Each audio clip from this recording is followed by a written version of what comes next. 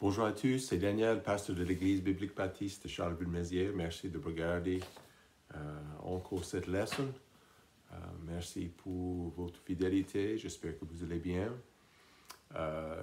Nous serons aujourd'hui dans l'Ancien Testament, dans les petits prophètes. J'espère que vous pouvez trouver Osée, chapitre 4, Osée, chapitre 4.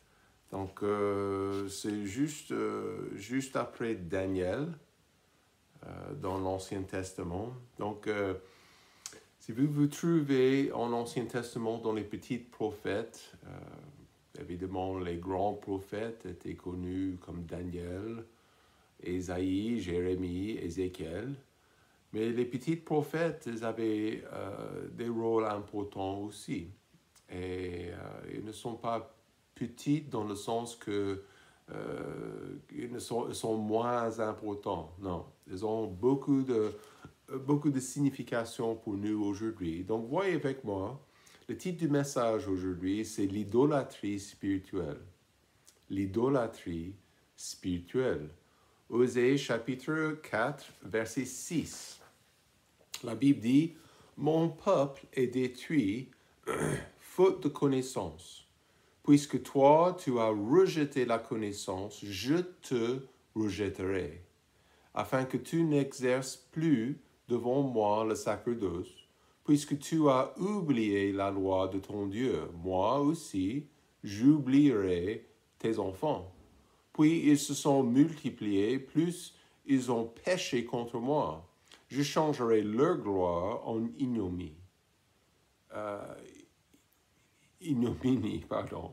Ils se nourrissent des péchés de mon peuple, ils sont avides de ses iniquités. Aussi il en sera du sacrificateur comme du peuple. Je le punirai selon ses voies et lui rendrai selon ses œuvres. Ils mangeront et ne seront pas rassasiés.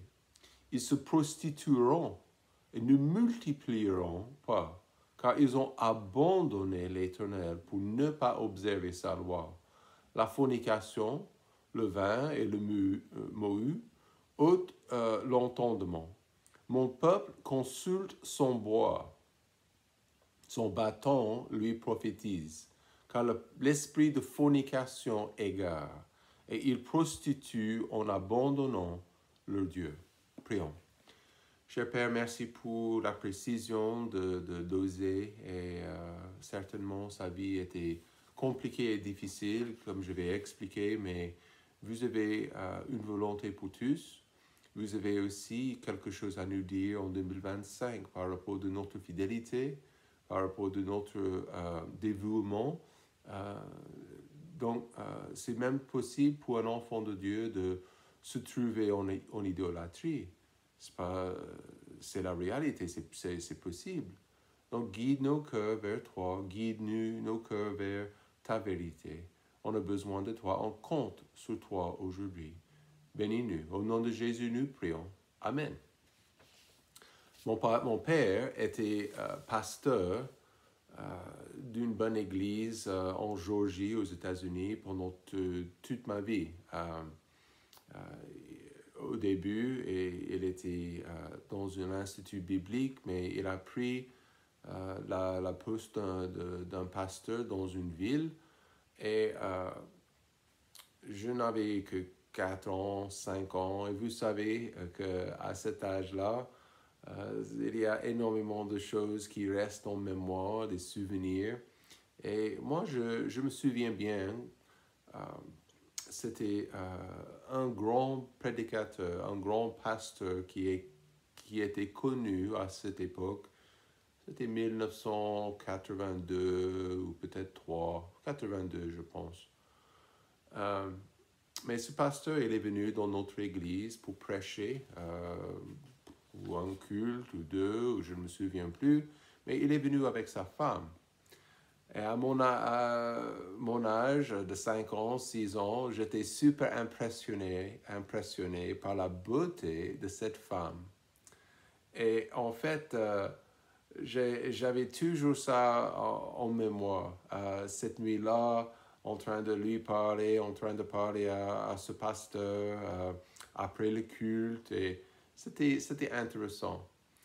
Mais vous savez que j'ai appris quelques années après que ce pasteur, ce prédicateur, connu, il a été pasteur d'une église des milliers de personnes, mais ils ont découvert que cet homme avait fréquenté des prostituées. Et le truc très triste, c'était qu'il était plus ou moins impénitent. Et il a refusé de se repentir. Il a refusé, même si les autorités, même si les journalistes l'avaient trouvé avec des prostituées. Incroyable. Et je ne vais jamais oublier l'impression que ça a fait dans mon cœur et dans ma vie.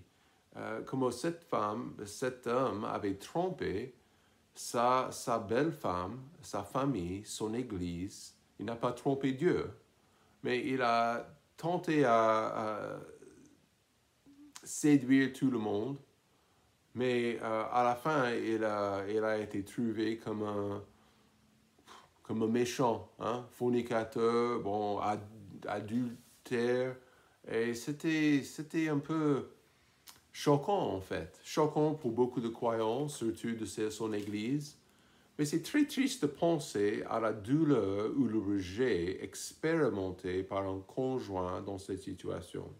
Je sais que c'est possible qu'il y a quelques-uns de vous avez déjà expérimenté ce rejet et cette douleur. Et j'imagine que ça, c'est quelque chose terrible, très terrible. Donc, dans ce passage et dans ce petit texte, Osée était prophète pour l'Israël. L'Israël était le royaume du Nord à cette époque. Et c'est étrange, mais Dieu lui a demandé de se marier avec une prostituée. Donc, ça semble bizarre à dire, mais c'était ce que vous lisez le passage, lisez chapitre 1, le reste du livre, vous pouvez voir que c'était bien comme ça. Et c'était une histoire honteuse. Sa vie était en fait un symbole, une prédication de l'infidélité d'Israël. Vous me suivez, n'est-ce pas? Donc, sa vie, le fait que sa femme ne serait pas fidèle à lui, c'était un symbole des sentiments et la douleur que Dieu avait expérimenté quand le peuple d'Israël, ils ont fait, on va dire, la fornication, l'idolâtrie spirituelle, en louant des statues en bois, des statues, des idoles, quoi. C'était honteux. Et la vie d'Osée était remplie de larmes, remplie de difficultés. Les gens étaient infidèles à l'extérieur, mais les peuples d'Israël étaient infidèles dans leur cœur aussi. Ils ont cherché des faux dieux au lieu du vrai Dieu. Vous savez comme moi que ça peut arriver aujourd'hui. Même si je suis croyant, je dis que j'aime bien Jésus-Christ, j'aime bien le Seigneur, ça peut m'arriver si je commence à chercher d'autres choses, d'autres satisfactions qui n'est pas en Christ. Et je peux commencer à suivre les dieux de ce monde. Et il y en a beaucoup. Mais donc la femme d'Osée, elle s'appelait Gomère. Et dans cette histoire, elle quitte la maison d'Osée et elle rentre dans les rues. Elle rentre dans la débauche. Et dans les chapitres, elle accouche des bébés. Mais le prophète n'était pas même sûr s'il était le papa. Et donc imaginez ça. C'est une douleur que votre femme, elle vous quitte. Mais même vous avez des enfants et vous n'êtes pas 100% sûr. On peut faire des tests aujourd'hui pour savoir, mais à cette époque, non. Il n'était pas même certain si ses enfants dans sa maison étaient les siens. Et ça, c'est terrible. Mais dans les chapitres, elle a accouché, le prophète n'était pas certain, mais l'idée que je peux remplacer le vrai Dieu avec un autre Dieu dans mon cœur, c'est honteux. Cette idée est honteuse. C'est triste, c'est contre à notre bien, c'est contre à notre bonheur personnel de dire non à Dieu. Surtout si je suis enfant de Dieu. Mais on le fait quand même. On se tourne vers le plaisir, on se tourne vers les divertissements, ou le sport, ou plein d'autres choses. Et nous ne sommes pas 100% sérieux avec le vrai Dieu. Et nous trouvons, en gros, tristement, on trouve des remplaçants, des remplaçants pour Dieu. Est-ce que c'est possible pour moi de véritablement remplacer le vrai Dieu? Non. Mais vous savez, on se trompe et on tente, on essaie de trouver quelque chose quand même de temps en temps. Et si c'est la nature de notre chair, on peut s'éloigner de Dieu facilement. Et c'est important de se rendre compte et d'identifier si cette idolâtrie arrive dans mon cœur et dans ma vie. Donc nous voyons clairement le langage employé par Osée. C'était douloureux pour lui. C'était douloureux pour Dieu aussi. En Osée chapitre 2, verset 13, la Bible dit « Et je la punirai pour les jours où elle offrait des parfums au Baal, en se séparant de ses bagues et de ses joyaux, et s'en allait après ses amants, et m'oublier, dit l'Éternel. » Donc, ils ont cherché des faux dieux, des Baals, des statues, des idoles, et ils ont, quoi? Oublié Dieu. Terrible, terrible. Donc, combien de personnes étaient fidèles à Dieu dans leur vie, mais à un certain point, ils ont commencé à se tourner le dos et ils ont commencé à suivre d'autres choses. Ils ne sont plus fidèles au Seigneur. C'est très triste ça. Mais qu'est-ce que ça fait pour Dieu? Ça lui fait mal. L'idée qu'il a sauvé quelqu'un et vous a sauvé et vous ne pouvez pas rester fidèle, c'est quoi ça? Donc, c'est très sérieux pour Dieu. Même si nous ne sommes pas sérieux, le rejet pour lui et la douleur de ce rejet, c'est sérieux pour lui. Ça se passe pas forcément en vue, mais souvent c'est quoi? Caché dans le cœur. C'est quand je me donne dans le cœur et dans le cerveau aux autres choses. C'est sérieux pour Dieu. Il peut voir l'état de mon cœur. Donc, ça, c'est l'idolâtrie spirituelle. La nature de l'idolâtrie, c'est de remplacer le vrai pour le faux. J'ai vu, c'était une ancienne comédie, c'était un gars il est entré dans la maison de son ami, il s'est assis à la table, et il a commencé à manger le fruit qui était dans le panier sur la table. En mangeant le fruit, et il a démarré avec une banane, il a mangé une pomme, il a mangé plusieurs morceaux de fruits. Et son ami est entré et il a dit, bon, tu sais, mon gros, tu sais bien que ces fruits sont en plastique. Et boum, il a regardé la caméra. Mais Dieu, ça c'est de remplacer le vrai pour le faux. C'est l'idée que je peux remplacer le vrai Dieu, c'est pas normal. Dieu veut-il partager l'espace dans votre cœur avec un autre?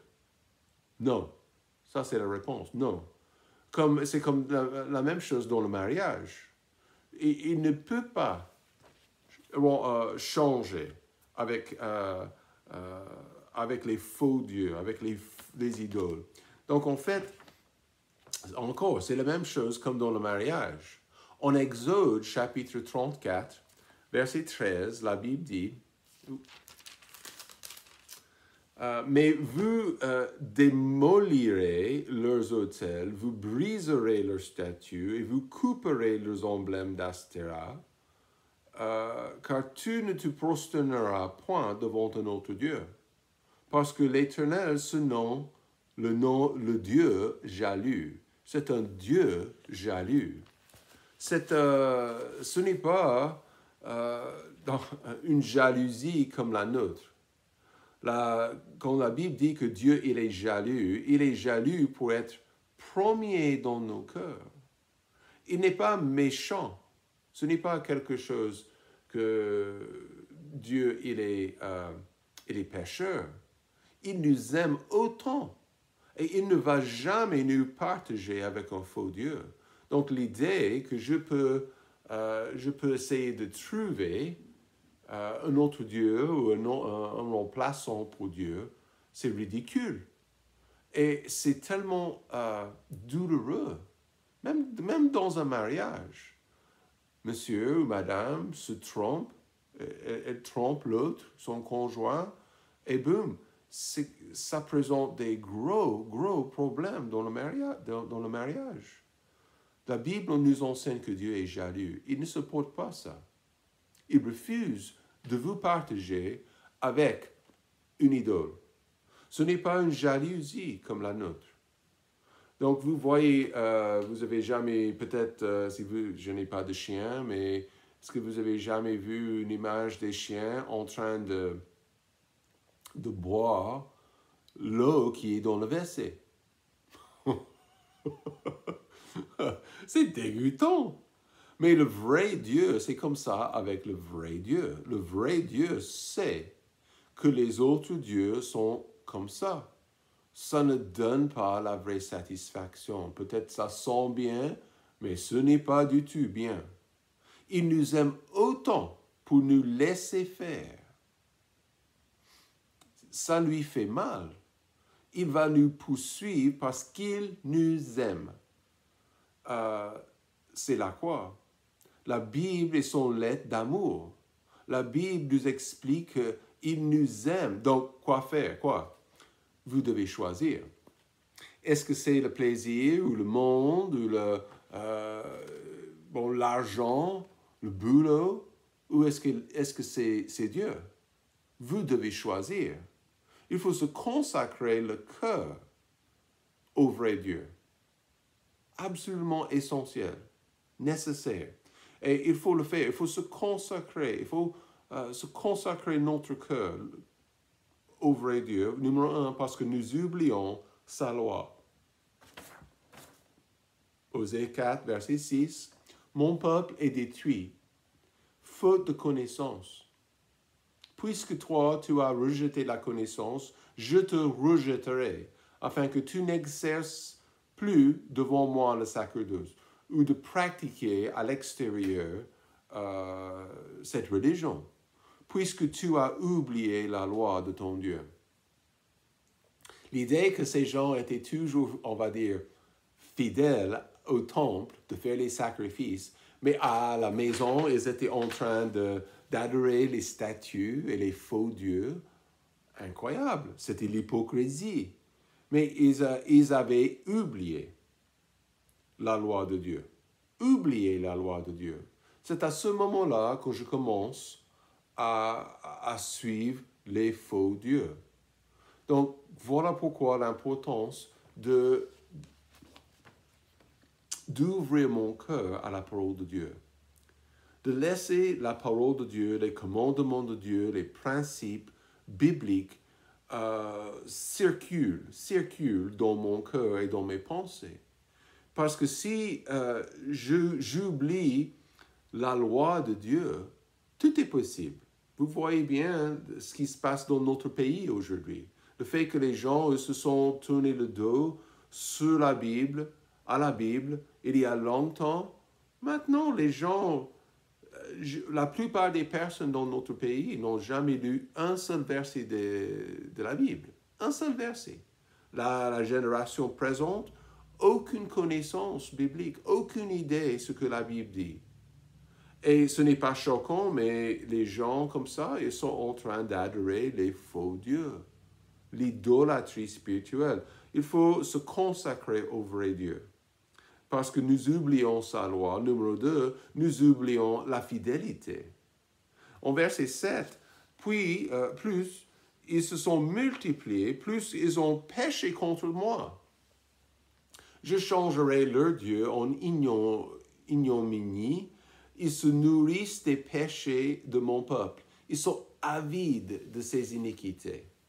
Donc ces gens étaient, on peut dire, ils étaient vraiment dévoués à suivre le mal, en train de suivre la débauche, en train de suivre leur infidélité.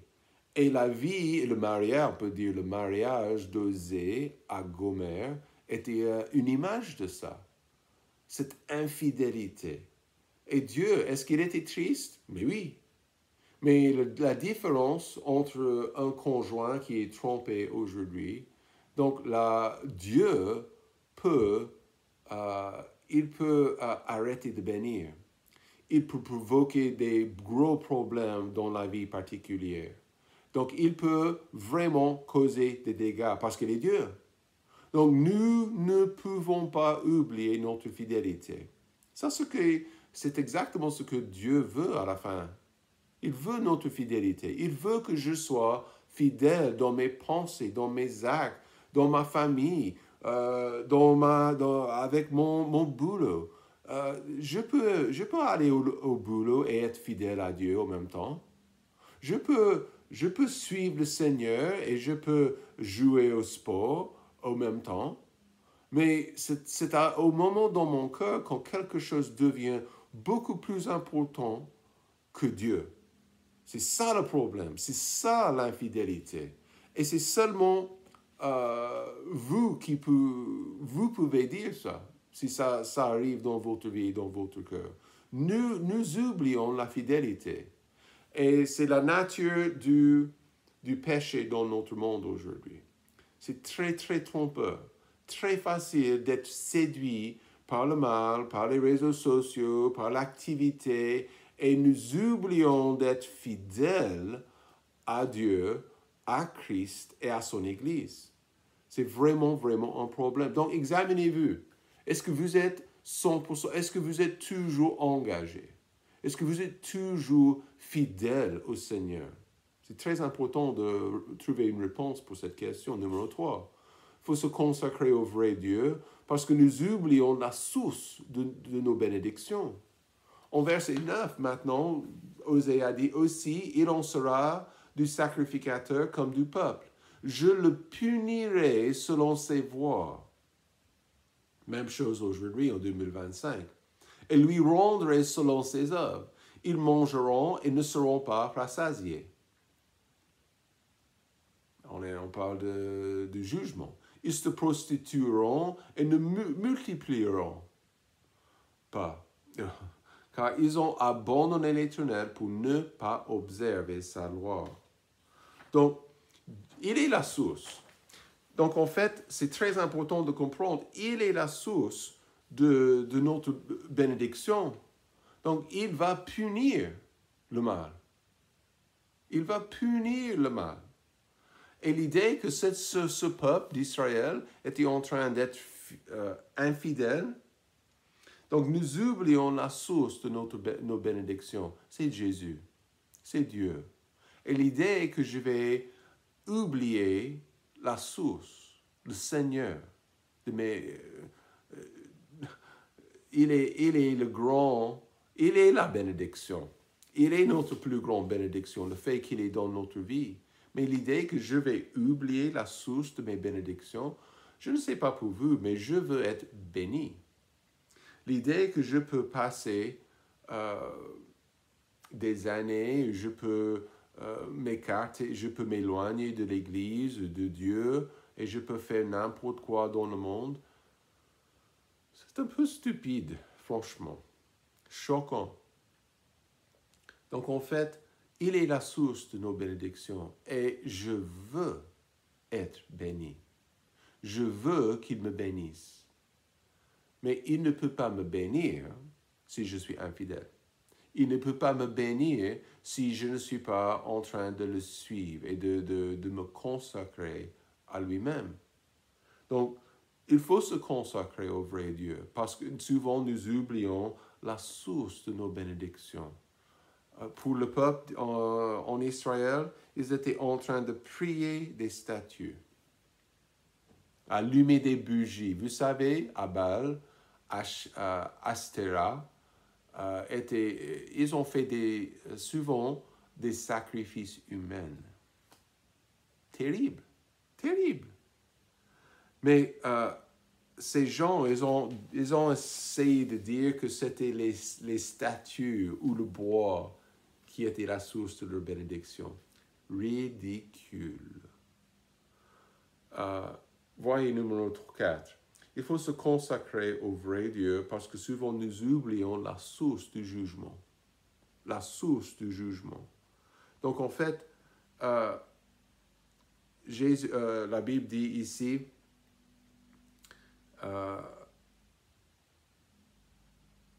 on a lu en verset 10, car ils ont abandonné l'Éternel pour ne pas observer sa loi. Et en fait, ils ont, verset 13, ils sacrifient sur le sommet des montagnes, sur les coteaux, ils font fumer le parfum, sur le chêne, sur le peuplier, sur le térébinthe, dont l'ombre est agréable. C'est pourquoi vos filles se prostituent, vos belles filles commettent l'adultère.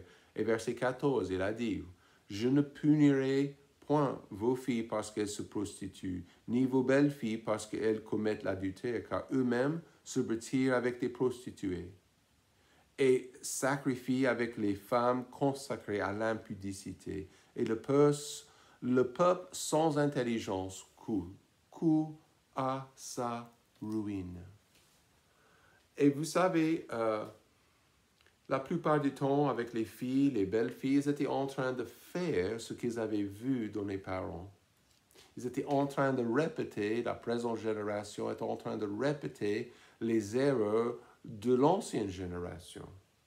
Et l'idée que les gens oublient la source du jugement. Donc l'idée, c'est très très facile de dire que Dieu n'existe pas, comme beaucoup de Français disent aujourd'hui. C'est très facile de dire que Dieu n'existe pas, mais il existe. Elle est toujours la source du jugement. Et il a dit, le peuple sans intelligence. Le peuple, il est en train de parler des gens sans intelligence, pas intellectuelle, c'est spirituel. Les gens qui adorent des faux dieux, qui adorent l'argent ou le boulot, ou une relation personnelle. Non. Les gens sont sans intelligence. Ces gens courent à sa ruine. Le ruine. Dieu, on ne peut pas oublier que Dieu, il est la source du jugement. C'est lui qui juge. C'est lui qui juge. Donc, aujourd'hui, Dieu, est-ce qu'il a le droit d'exiger la fidélité? Mais oui, il a le droit. Parce qu'il est Dieu, il est le Créateur. Et surtout, si je suis sauvé et si j'ai accepté son don de la vie éternelle, il a le droit. J'appartiens à lui. Gardez une place dans le cœur. Est-ce que vous gardez une place dans votre cœur pour un péché préféré? Ou on peut dire une idole préférée. Donc, il faut faire attention. Il faut faire attention parce que le monde veut vous tromper. Le monde veut vous tromper. Il faut faire attention. Évitez la ruine. Cherchez la fidélité, cherchez la bénédiction de Dieu et vous allez voir une différence énorme dans votre vie personnelle. Passez une très très bonne journée.